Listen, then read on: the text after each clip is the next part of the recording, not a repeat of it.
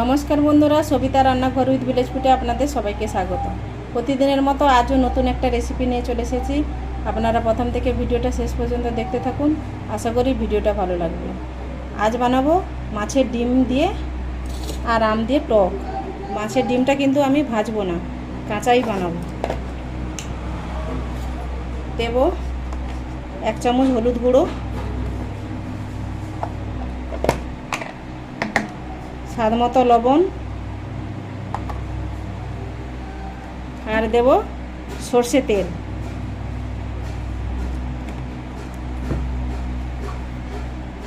দিয়ে ভালো করে মাখিয়ে নেব।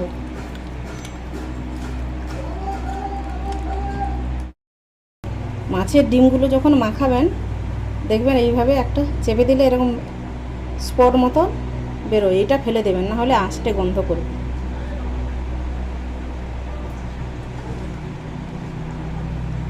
এনে চেপে চেপে দেখে নেবে, আর নেই।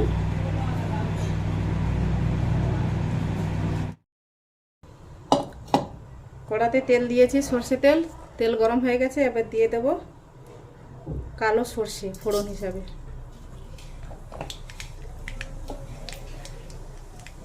এবার দিয়ে দেব কাঁচা আম।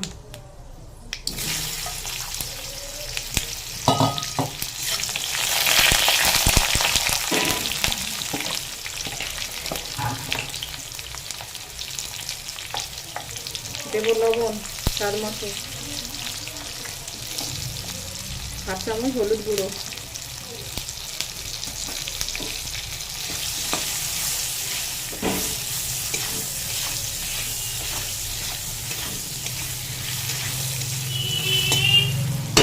এবারে এই ডিমগুলো দিয়ে দেবো।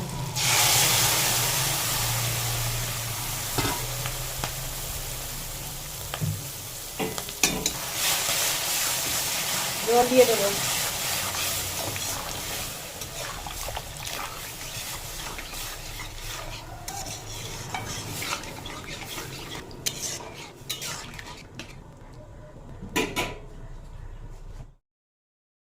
যখন এটা ফুটবে কাঁচা সর্ষে তেল উপর থেকে দিয়ে দেবেন।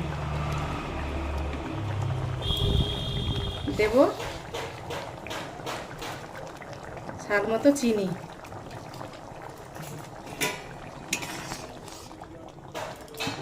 দিয়ে এবারে আমগুলো সিদ্ধ হয়ে গেছে, আমগুলো একটু ঘেটে দেব।